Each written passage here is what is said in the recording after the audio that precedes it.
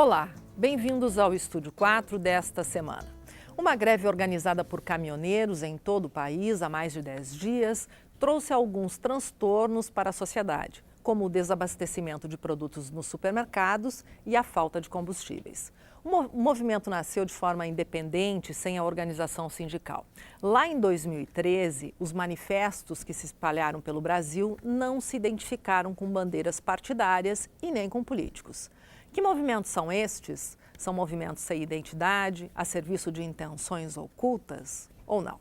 Bom, quem vai responder a essas perguntas e outras também são os nossos convidados para o programa Estúdio 4 dessa semana, o sociólogo e professor da Universidade de Passo Fundo, Ivan Dourado, o coordenador do Conlutas e também diretor do Núcleo de CEPERS de Passo Fundo, Orlando Marcelino, o professor, historiador e cientista político, Antônio Curti Samantino, e também o presidente da OAB, Seção de Passo Fundo, não é? Alexandre Guellen. Sejam todos bem-vindos. Obrigado. Bom, a gente está assistindo aí a uma paralisação dos caminhoneiros em todo o Brasil há mais de 10 dias, com uma intensificação desse movimento aqui na região sul, especialmente no Rio Grande do Sul.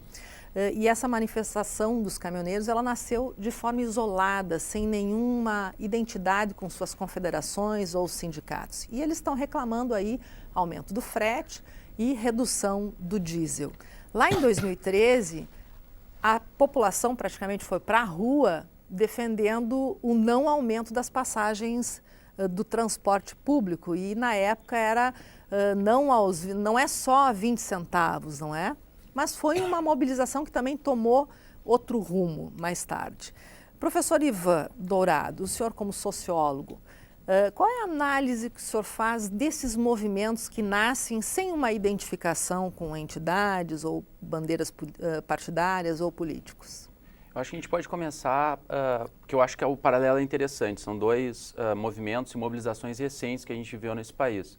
O que eu acho que é interessante a gente analisar é, primeiro, que tem características distintas esses dois movimentos, e se a gente retorna ao movimento que, a grosso modo, é a juventude, são estudantes que estiveram na rua, eles tiveram uma representação de movimento social.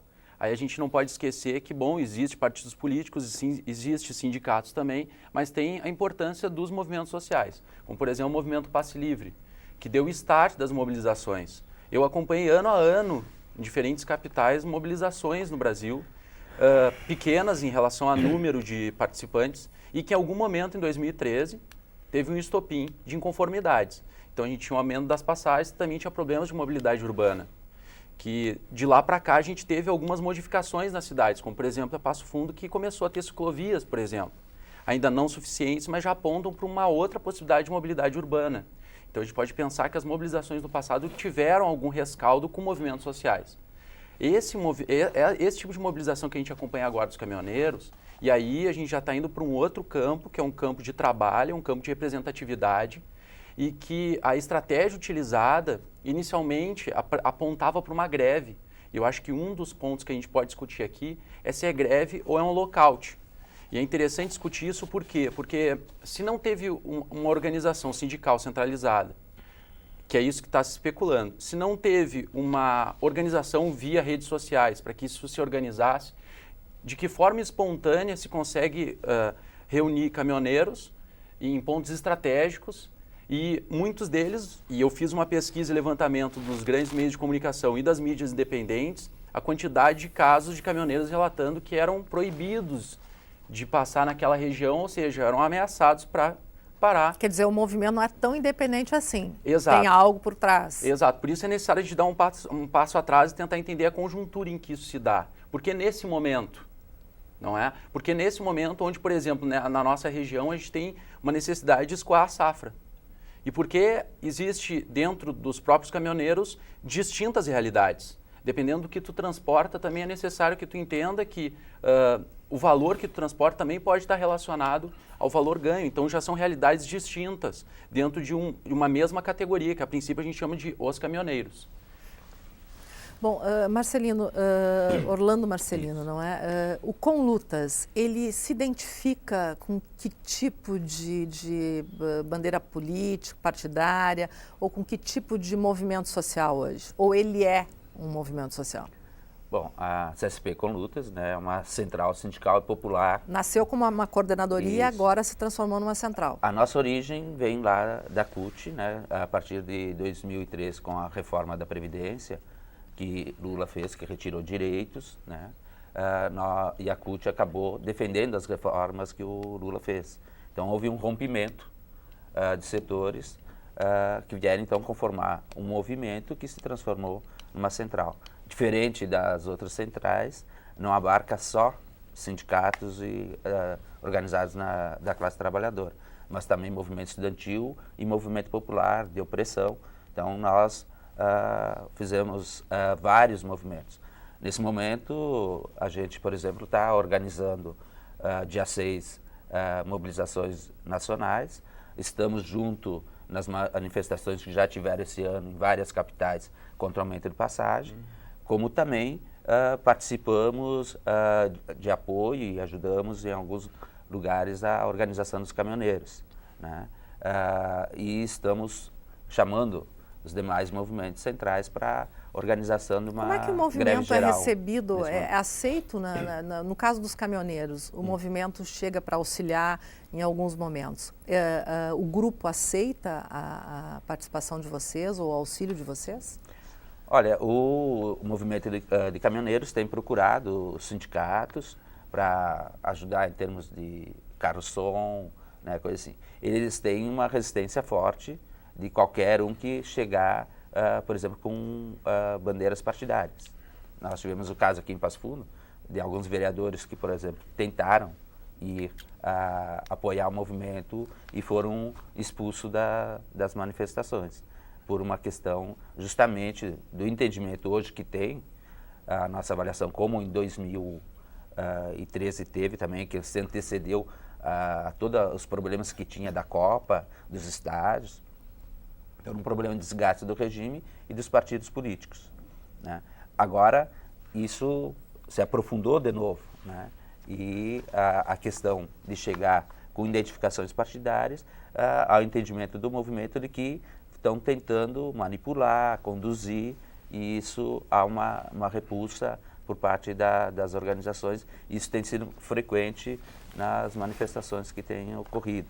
Algumas, né? Outras são direcionadas e organizadas por setores mais à esquerda, que têm ou não identidade partidária. E aí, nesse sentido, eu digo, não são partidos legalizados de esquerda, mas seja...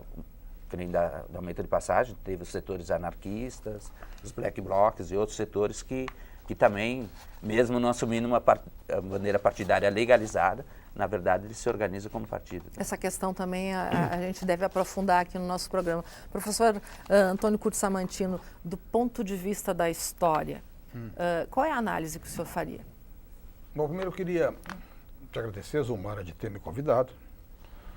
Eu imagino que tenha me convidado porque tu espera que eu diga alguma coisa bem fundamentada e que eu não esteja aqui para fazer proselitismo político, partidário ou ideológico, e sim para dar minha opinião sobre o que está acontecendo. A primeira coisa que eu queria comentar é sobre por que esse movimento é independente. É por uma razão muito simples, tá? Porque o movimento sindical brasileiro está todo aparelhado, tá?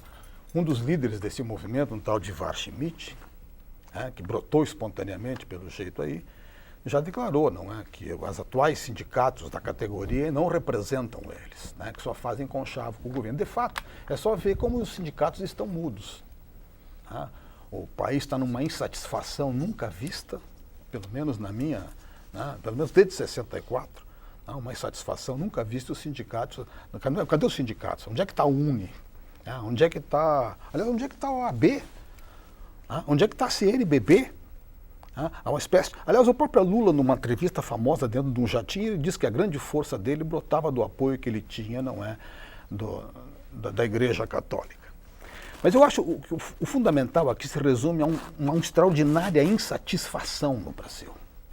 Uma insatisfação que está brotando e o movimento dos caminhoneiros é um exemplo notável disso. E nós teremos ainda um exemplo maior, talvez, ao que tudo indica, pelo que anda circulando nas redes sociais. Nós vamos ter uma extraordinária manifestação no dia 15 de março. O senhor acredita mesmo que isso vai se transferir do virtual para o para o real? Sim, professor? com certeza, com certeza. E acho bom para o país, né? É bom para o país, independente aqui de posições políticas, ideológicas, o Brasil está muito mal. Né? É necessário uma sacudida, assim como na vida de uma pessoa. Né? A pessoa está mal, é bom uma crise para que ela adquira forças e perceba que tem que mudar. Mas e por que essa insatisfação extraordinária? Primeiro, eu fiz aqui uma pequena listinha. Né? Em primeiro lugar, a questão da corrupção. Que a nação estarrecida, não é, presenciou o chamado mensalão. E que acabou de uma forma, assim, até, a gente pode dizer, muito positiva do ponto de vista, não é, do bom funcionamento de uma república. Né? As instituições funcionaram e grandes figuras acabaram na cadeia, né? Embora agora estejam soltos, né, em prisão domiciliar. Depois do mensalão, aí vem uma coisa que talvez seja o maior caso de corrupção do mundo, que é o petrolão. As cifras que foram desviadas são coisas extraordinárias. Tem gente confessando que fez e que está prometendo devolver 90 milhões de dólares. Uma das coisas mais extraordinárias, depois que esse sujeito disse que devolveria 90 milhões de dólares, o nosso ministro da Justiça fez uma declaração muito engraçada, que de fato havia indícios de que houve corrupção na Petrobras. Mas bota indício nisso, né? Um réu confesso. Né? Bom, depois de deterioração econômica. Né? O primeiro governo do PT, né, pegou um país estabilizado em uma conjuntura internacional muito boa. Né? Até no primeiro governo do Lula as coisas andaram muito bem, né? Mas dilapidaram todo esse crédito. A conjuntura internacional mudou profundamente e eles não fizeram reformas nenhuma, não é, para aproveitar aquele momento bom que o Brasil vivia. Então nós estamos hoje com uma inflação. Uma inflação crescente que todo brasileiro vê nas ruas. O chamado tarifaço, que aliás a candidata a presidente não é, acusava o outro de que ia fazer isso. A energia elétrica vai subir agora aqui, por exemplo, na RGE que eu pago, parece que vai subir agora mais 45%. Os combustíveis subiram, que aliás é uma coisa curiosa também. Quando o petróleo estava caro, aqui no Brasil nós vendia barato com prejuízo. Agora que o petróleo está barato, nós vendemos caro aqui, uma das gasolinas mais caras do mundo. Elevação da taxa de juros, que também a candidata acusava o seu adversário de que faria isso aqui. Nós tivemos... O ano passado o Brasil cresceu negativamente, ou seja, não cresceu, decresceu. Esse ano, já o próprio Banco Central já informou que nós vamos decrescer zero não sei quanto. Aliás, nunca na história do Brasil republicana teve 2 anos de tão baixo de crescimento negativo. Né? O governo Dilma foi o governo de menor crescimento da história republicana moderna, desde o Floriano Peixoto. Uma carga, isso aqui que eu acho um dos fatores mais interessantes e que para mim, já que via isso há muito tempo, mas afinal eu sou um professor, um estudioso, então eu tenho obrigação de ter um pouquinho mais de conhecimento, não é nenhuma virtude minha. Mas me irritava muito ver a nação não se rebelar contra a extraordinária, complexa carga tributária. E agora está na boca de todo mundo. O povo brasileiro parece que acordou. Ele não quer mais pagar imposto. E o pior é que o governo vai aumentar imposto porque não tem coragem de diminuir o seu gasto. Eu sei que eu estou me alongando, mas eu só tenho mais 2 ou 3 coisinhas. Uma precariedade muito grande de serviços públicos. Além disso, uma infraestrutura, né, terrível. Né? Nossas estradas, aliás, os caminhoneiros estão denunciando o mau estado das estradas, dos portos. Bom, eu tenho aqui alguns... Não faltariam motivos, então, para protestos, não é, professor? Não faltariam motivos para protestos, para extraordinária insatisfação. Dormia a nossa pátria-mãe tão distraída, diz a música do Chico Buarque, mas a pátria-mãe acordou. Bom, doutor Alexandre Guellen, presidente da OAB, o professor aí fez uma provocação, né? Onde está a OAB? Mas como é que a OAB está enxergando tudo isso? A OAB, ela, como defensora da Constituição Federal, né, do nosso Estado Democrático de Direito, defensora das instituições, nós vemos que a gente vê com muita alegria, ou não alegria, mas talvez preocupação, professor, essas manifestações populares, no sentido de que o ato público, ele é a manifestação democrática por excelência, né? As pessoas estão na rua e isso demonstra uma tentativa, talvez, de amadurecimento maior da nossa democracia. Mas eu não vejo essa democracia ainda plenamente amadurecida. E me preocupa aí individualmente também a questão da falta de lideranças, falta de sindicatos, falta das instituições mais específicas para dar um norte nessas requisições públicas, né? nesses pleitos.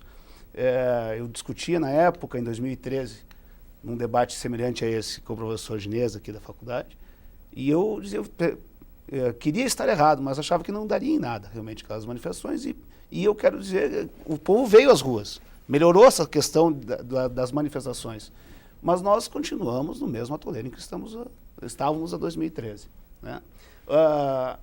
Nós estamos falando aqui de situações que hoje ocorrem, que todas as lideranças ou sabiam ou deveriam saber que iam ocorrer. Esse problema econômico que nós vivemos hoje, todos nós sabíamos lá em setembro e agosto do ano passado, antes das eleições.